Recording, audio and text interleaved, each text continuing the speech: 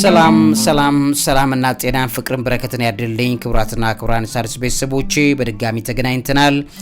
ዛሬም በጣም የሚገራርሙ ዜናዎችን ይዤላችኋለሁ። ዋነኛው የፕሮግራሜ ትኩረት በኢትዮጵያና በሶማሊያ መንግስት መካከል በሐሰን ሼህ መንግስት መካከል ከባድ ችግር ተፈጥሯል። አዲስ ነው የተፈጠረው ችግር። ከባለፉት 10 ቀናት ወዲህ አዲስ ደግሞ ሌላ ችግር ተፈጥሯል። በዚህም የተነሳ የሶማሊያው ፕሬዚደንት ሐሰን ሼህ መሐመድ ወደ ኢትዮጵያ በቅርቡ ይመጣሉ ተብሎ ይጠበቃል። ለምን የሚመጡት? ምንድነው ደግሞ አዲስ የተፈጠረው ችግር? እዚህ ቦታ ላይ ያለው ጡዘት በከፍተኛ ሁኔታ እየተሽከረከረ ናላው እየዞረበት ያለበት የምስራቅ አፍሪካ ቀንድ ላይ ያለው የፖለቲካ ውጥረት እንደጨመረ ያለበትን ጉዳይ አካል ነው። ስለዚህ በዚህ ዙሪያ ላይ በጣም ከፍተኛ መረጃ አካፍላችኋለሁ። በሚገርማችሁ ሁኔታ እዚህ ቦታ ላይ የግብጽም ቁማር አለ። ግብጽ ከኢትዮጵያ ጋር በተያያዘ በሶማሌ ውስጥ ያደረገችው ያለችውን ቁማር አካል ወይም የጦርነቱን አካል የኢትዮጵያም መንግስት እንደዚሁ ጨዋታው ላይ ካርድ ስበዋል ማለት ነው። በዚህ የተነሳ በሁለቱ ሀገራት መካከል በመሪዎቻቸው መካከል እየተፈጠረ ያለ አዲስ ውጥረት ወዴት ይዞት ሊሄድ ይችላል የሚለውንም ጭምር በዚህ ፕሮግራሜ ላይ በደንብ ጠለቅ ያለ መረጃ አካፍያችኋለሁ፣ አዘጋጅቼላችኋለሁ። ያንን እንድትከታተሉ እጋብዛለሁ። ሌላኛው በዚህ ፕሮግራሜ ላይ ትኩረት አድርጌ የማሳያችሁ በዩክሬንና በሩሲያ መካከል ያለው ግጭትና ጦርነት ከጊዜ ወደ ጊዜ አሁንም እየባሰበት ነው። እንደውም ጭራሽ ሰሞኑን አዳዲስ የባሰበትን መረጃዎች እያሰማን ያለው ይሄ ነገር ምንድነው? ምንድን አዳዲስ ነገሮችስ አሉበት? በዩክሬን እና በሩሲያ መካከል ያለው ጦርነት በኢራን ጦርነት ተውጦ ነው እንጂ ውስጥ ለውስጥ እየተካሄዱ ያሉ ነገሮች በጣም በርካታ ናቸው። እነዚህንም በዚህ ፕሮግራሜ ላይ ሰብስቤላችኋለሁ።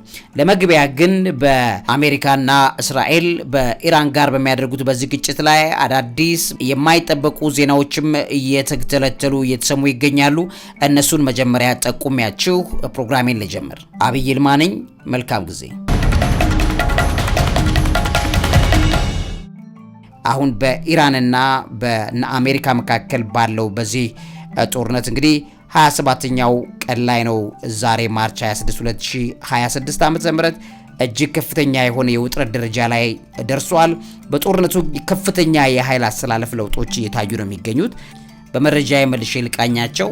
የኢራን የባህር ኃይል አዛዥ ተገድሏል። እንደሰማችሁት እስራኤል ባደረሰችው የአየር ድብደባ የኢራን እስላማዊ አብዮት ዘብ የባህር ኃይል አዛዥ አድሚራል አሊሬዛ ታንግሲሪ የሚባሉት ሰው መገደላቸውን ፔንታጎን ማረጋገጡ እየተሰማ ይገኛል።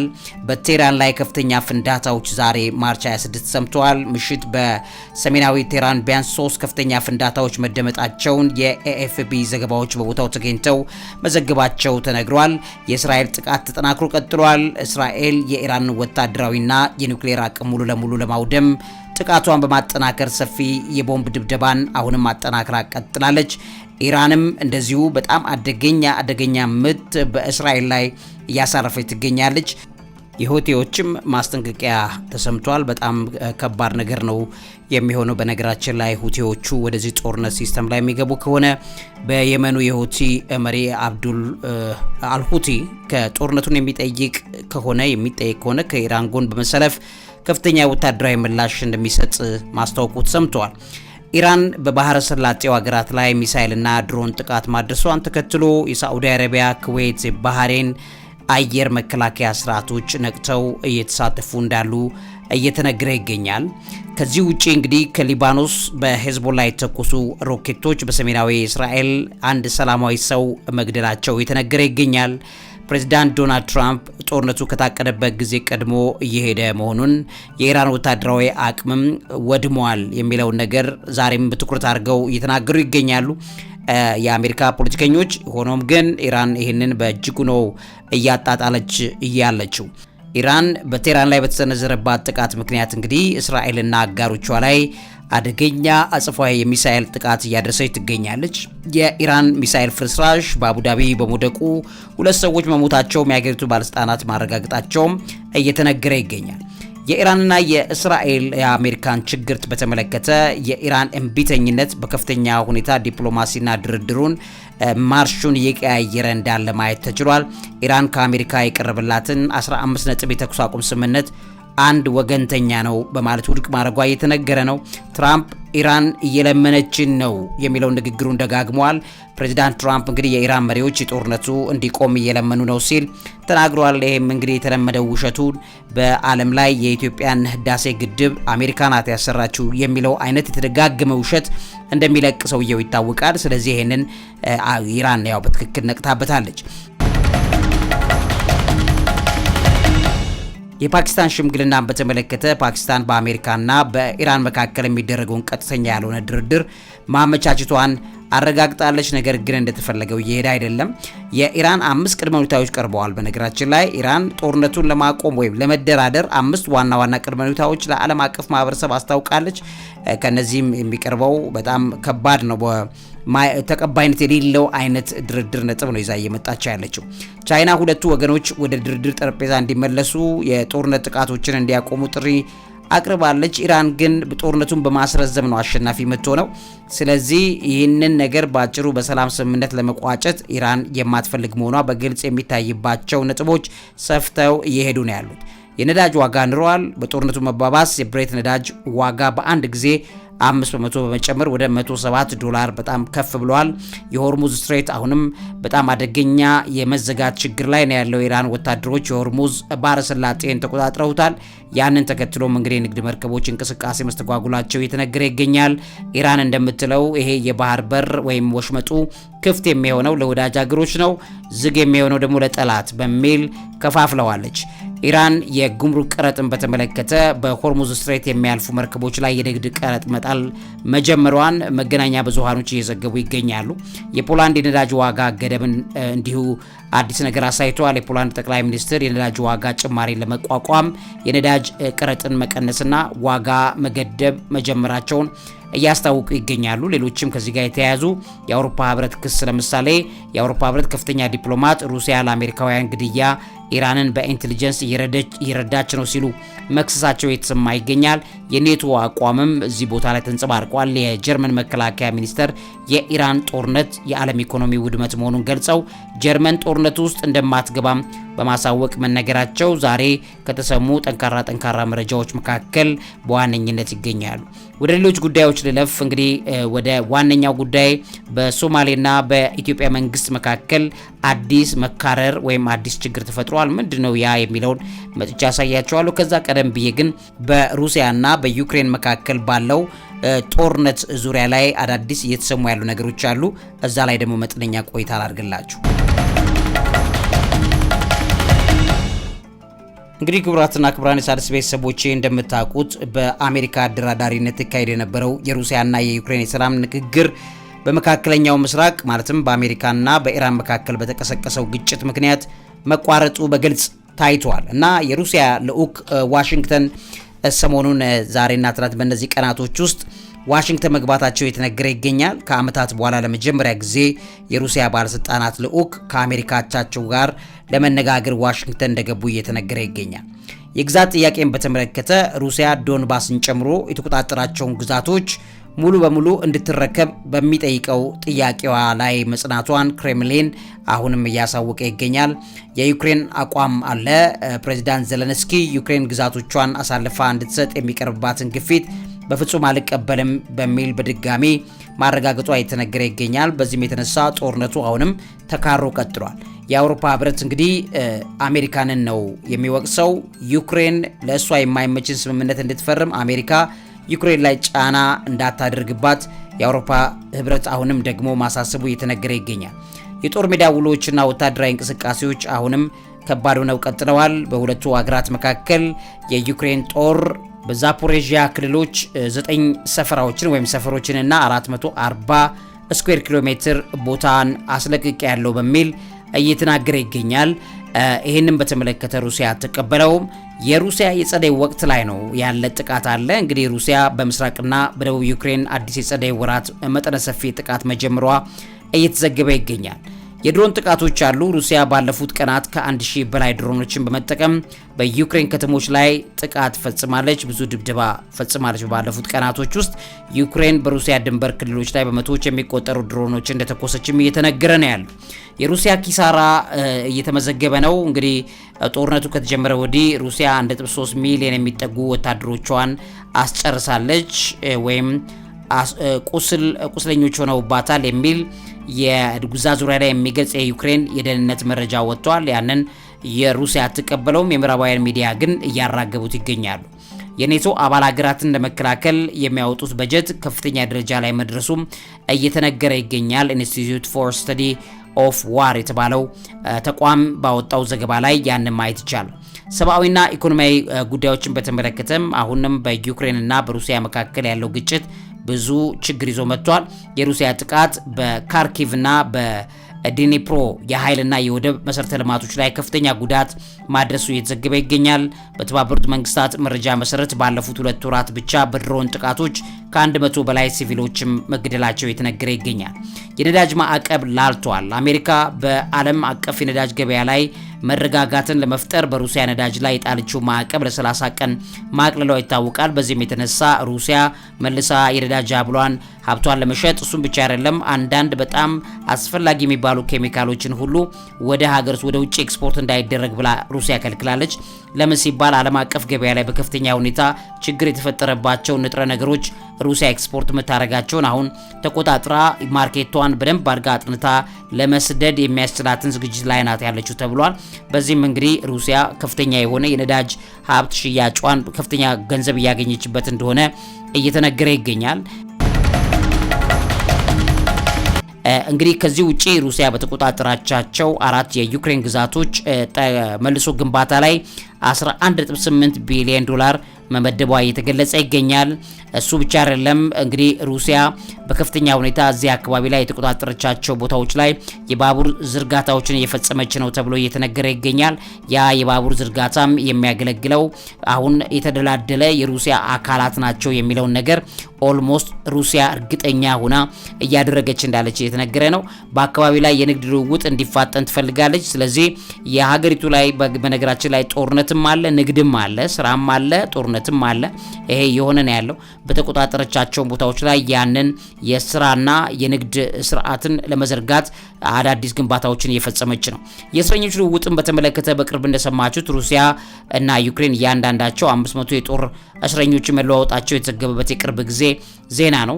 የአሜሪካ ወታደራዊ እርዳታ አለ እየተነገረ ያለ። ፔንታገን ለዩክሬን የታሰቡ የጦር መሳሪያዎችን ወደ መካከለኛው ምስራቅ ግጭት ስለማዞር እያሰበ መሆኑ እየተነገረ ይገኛል። ይሄም በዩክሬን ላይ ከፍተኛ ጫና ይፈጥራል፣ የዩክሬንን ያሽመደምዳል ተብሎ እየተነገረ ይገኛል ማለት ነው።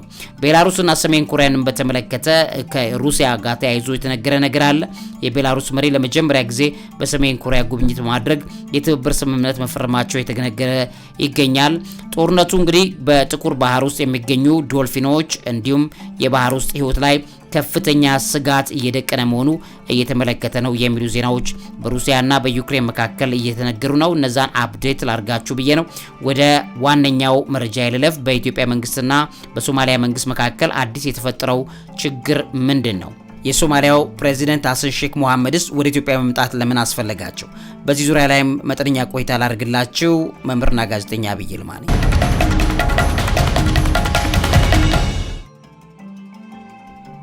እንግዲህ ክቡራትና ክቡራን የሣድስ ቤተሰቦቼ በሁለቱ ሀገራት መሪዎች መካከል አሁን አዲስ ችግር ተፈጥሯል። ሐሰን ሼክ መሐመድም ወደ ኢትዮጵያ ለመምጣት እቅድ እንደያዙ የተነገረ ይገኛል። ለምንድነው የሚመጡት የሚለውና ችግሩ የተፈጠረው ምኑ ላይ ነው የሚለውን በተመለከተ ማየት ያስፈልጋል። እንግዲህ እንደሰማችሁት የደቡብ ምዕራብ ክልል ማለትም በሶማሊያ ሀገር ውስጥ ያለ ደቡብ ምዕራብ ክልል ፕሬዚደንት አብዲ አዚዝ ላፍታጋሬን ይባላሉ። በመጋቢት 16 2026 አዲስ አበባ መጥተዋል ተብሎ እየተነገረ ነው የነበረው ማለት ነው። ከዛ በኋላ ነው ችግር የተፈጠረው እየተባለ እየተነገረ ነው። እንደሰማችሁት ከመካከለኛው የሶማሊያ መንግስት ወይም ደግሞ ከፕሬዚደንት ሐሰን ሼክ መሐመድ መንግስት ጋር ከፍተኛ አለመግባባት ውስጥና ችግር ውስጥ መካረር ውስጥ መግባታቸው እየተነገረ ይገኛል። ከዚህ ጋር ተያይዞ በኢትዮጵያና በሶማሊያ ፌዴራላዊ መንግስት ወይም ኤፍጂኤስ መካከል የተካረረ የመጣ ፖለቲካና የጸጥታ ችግር ማዕከል ሆኗል። ይሄ ጉዳይ ፍላሽ ፖይንት ሆኗል። ስለዚህ በሁለቱ ወገኖች መካከል ያለው ውጥረት እየባሰ በመሄዱ ማለትም በደቡብ ምዕራብ ግዛት የወታደራዊና ፖለቲካዊ ትግል መድረክ ሆና እንድትቀጥል እንዳደረጋት እየተነገረ ይገኛል። ልክ እንደ ሶማሌላንድ ሁሉ የደቡብ ምዕራብ የሶማሊያ ግዛት ላይ ከፍተኛ የኢትዮጵያ ጣልቃ ገብነት ተፈጥሯል ተብሏል።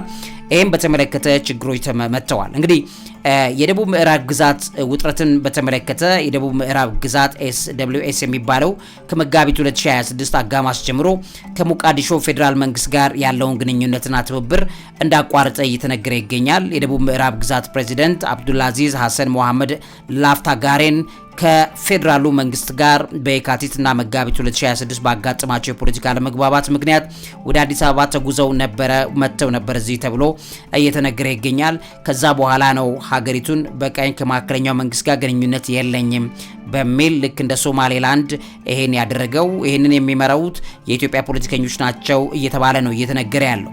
ከዚህ ጋር ተያይዞ የተነሱ ነገሮች አሉ። የጦር መሳሪያ ስርጭት ውንጀላ የደቡብ ምዕራብ ግዛት ፓርላማ አፈ ጉባኤ ዶክተር አሊ ሰኢድ ፊቄ ይባላሉ። የፌዴራል መንግስት ከግብጽ የተቀበለውን የጦር መሳሪያ ለቡርሃካባ በሚባለው አካባቢ ሚሊሻዎች በማከፋፈል ግዛቱን ለመትራመስ እየሰራ ነው ሲሉ ከሰዋል። ስለዚህ ግብጽና ኢትዮጵያ በዛ ቦታ ላይ ጨዋታ እየተጫወቱ ነው እየተባለ የተነገረው ለዚህ ነው።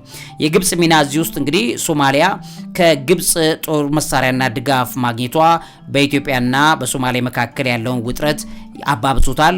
ደቡብ ምዕራብ ግዛቱ ደግሞ ይሄ መሳሪያ በላያቸው ላይ እየዋለ ነው በሚል ግዛቱ እየከሰሰ ይገኛል። ስለዚህ ግዛቱ ከግብጽ ጋር ጠብ ውስጥ ገብቷል። ኢትዮጵያና ግብጽ ባላንጣዎች ናቸው።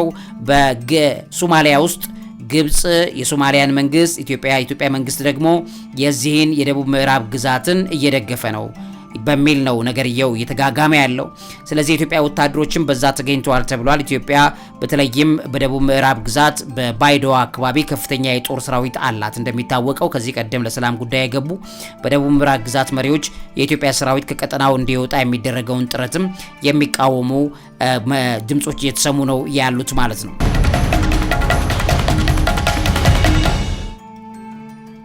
የደቡብ ምዕራብ ግዛት መሪዎች ደግሞ የኢትዮጵያ ሰራዊት ከቀጠናው እንዲወጣ አይፈልጉም።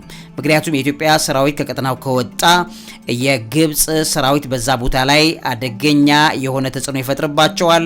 እንደገና የማዕከለኛው የሐሰን ሼህ መንግስትም እዛ አካባቢ ላይ ከባድ ጫና በመፍጠር ይሄንን መሰረት ያደረገ ነገር ይዞ ይመጣል። ስለዚህ የኢትዮጵያ ሰራዊት እዛ ቦታ ላይ እንዳይወጣ የሚፈልገው የደቡብ ምዕራቡ ግዛት በከፍተኛ ሁኔታ ከማዕከለኛው መንግስት ጋር ያለኝን ግንኙነት አቋርጫለሁ በማለቱ በቀጥታ የሐሰን ሼህ መሐመድ መንግስትና የኢትዮጵያው መንግስት በከፍተኛ መካረር ውስጥ አዲስ ችግር ውስጥ ገብተዋል። በመጋቢት 2026 አጋማሽ የንግድ አውሮፕላን በረራዎች ከሞቃዲሾ ወደ ደቡብ ምዕራብ ግዛት ዋና ከተማ ባይዶዋ መቋረጣቸው የተዘገበ ይገኛል። የሶማሊያ ፌዴራል መንግስት የኢትዮጵያ ወታደሮች ከሶማሊያ እንዲወጡ ቢጠይቅም የደቡብ ምዕራብ ግዛት ግን የኢትዮጵያ ሰራዊት ለጸጥታ አስፈላጊ ነው በሚል ስልጣን ላይ እንዲቆዩ ትፈልጋለች በሚል እየተነገረ ይገኛል። የዚህ ጋር የሚያያዘው የአውሶም ኃይል ስምሪት ነው። በ2026 መጀመሪያ አዲስ የአፍሪካ ህብረት ተልዕኮ አውሶም የተጀመረ እንደሆነ ይታወቃል። ኢትዮጵያና ግብጽ ወታደሮቻቸውን ለማስፈር እየተፎካከሩ ያሉበት አካባቢ ነው። የደቡብ ምዕራብ ግዛት እንግዲህ ፌዴራሉ መንግስት ያሳለፈውን የህገ መንግስት ማሻሻያና የምርጫ ካርታ ወይም ሮድማፕ እንደማትቀበል የህገ መንግስት ክርክር እንዳለ እየተገለጸ ይገኛል።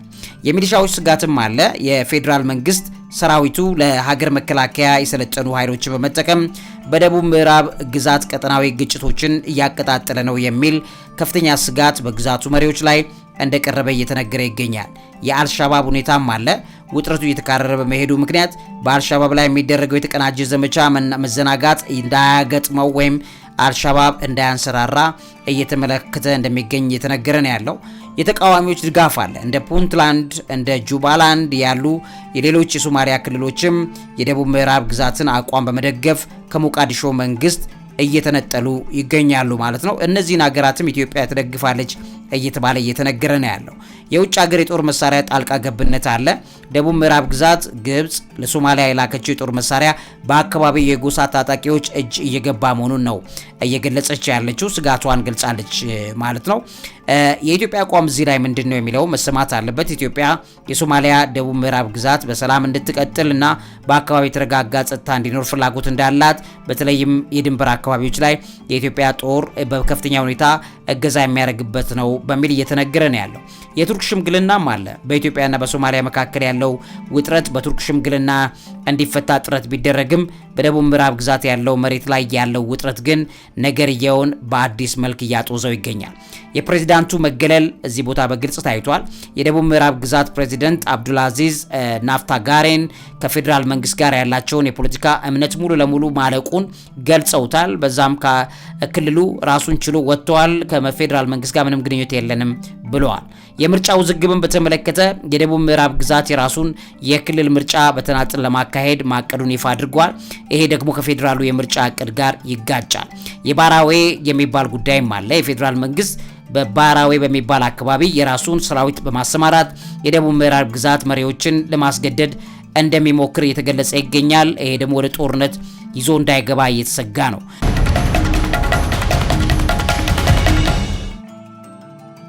በውጥረቱ ምክንያት እንግዲህ በአካባቢው የሚታየው የጸጥታ መታወቅ ቀድሞውኑ በድርቅ ለተጎዱ ነዋሪዎች ሰብአዊ ቀውስ እንዳያባብስ እየተሰጋ ይገኛል። የኃይል ሚዛን ለውጥ አለ። በ2026 መጋቢት ወር ባለው ሁኔታ የደቡብ ምዕራብ ግዛት የኢትዮጵያ ተጽዕኖ ቀጠና ሆኗል። ከፌዴራል መንግስትና ከግብጽ ተጽዕኖ ለመውጣት የሚያደርገው ትግል ተጠናክሮ መቀጠሉ ይህም በኢትዮጵያና በሶማሊያው መንግስት መካከል ከፍተኛ አዲስ መካረር እንዲፈጥር እንዳደረገው እየተነገረ ይገኛል። ከዚህ አንጻር ነው እንግዲህ የሶማሊያው ፕሬዝዳንት ሐሰን ሼክ መሐመድ በደቡብ ምዕራብ ሶማሊያ ግዛት በሳውዝ ዌስት ስቴት ያለውን ከፍተኛ የፖለቲካ ቀውስ ለመፍታት እንዲሁም በኢትዮጵያ በክልሉ ፕሬዝዳንት አብዱልአዚዝ ናፍታጋሬን ላይ የምታደርገውን ድጋፍ እንድታቆም ለማሳመን ወደ አዲስ አበባ ይጓዛሉ ተብሎ ይጠበቃል። ይሄ ጉዞ በተለይ በክልሉ የኢትዮጵያ ጦር መኖሩና የሶማሊያ ፌዴራል መንግስት የክልሉን አመራር ለመቀየር እያደረገ ያለው ዘመቻ ውጥረትን እንደፈጠረ እየተነገረ ነው ያለው። ከዛ ጎን ለጎን ደግሞ የግብጽ ጉዳይ እዚህ ውስጥ አለ። የናፍታጋሬን አስተዳደር የግብጽ ወታደሮች በሶማሊያ እንዲሰማሩ የሚያሳየው ተቃውሞ ቀጥሏል። ኢትዮጵያም በክልሉ መሪ ላይ ያላትን እምነት እንዲጨምር ማድረጉ እየተዘገበ ነው ያለው። ምክንያቱም ይህም ቦታ በከፍተኛ ሁኔታ ግብጾች እየተቆጣጠሩ እንዳይመጡና የግጭት ሶርስ እንዳይሆን እየተሰጋ እንዳለ እየተነገረ ይገኛል። ይህ ጉዳይ እንግዲህ በሶማሊያ ፌዴራላዊ መንግስትና በደቡብ ምዕራብ ሶማሊያ መካከል ያለውን የፖለቲካ ልዩነት በኢትዮጵያ አማካኝነት ለመፍታት የሚደረግ ጥረት አካል ነው ተብሎ እየተነገረ ይገኛል ማለት ነው። ውድ ሣድስ ቤተሰቦቼ እነዚህ መረጃዎች ላካፍላችሁ ብዬ ነው። ለዚህ አእምሮ ምግብ አዘጋጅና አቅራቢ መምህርና ጋዜጠኛ ዐቢይ ይልማ። እውቀት ታላቁ እግዚአብሔርን ታከብራለች።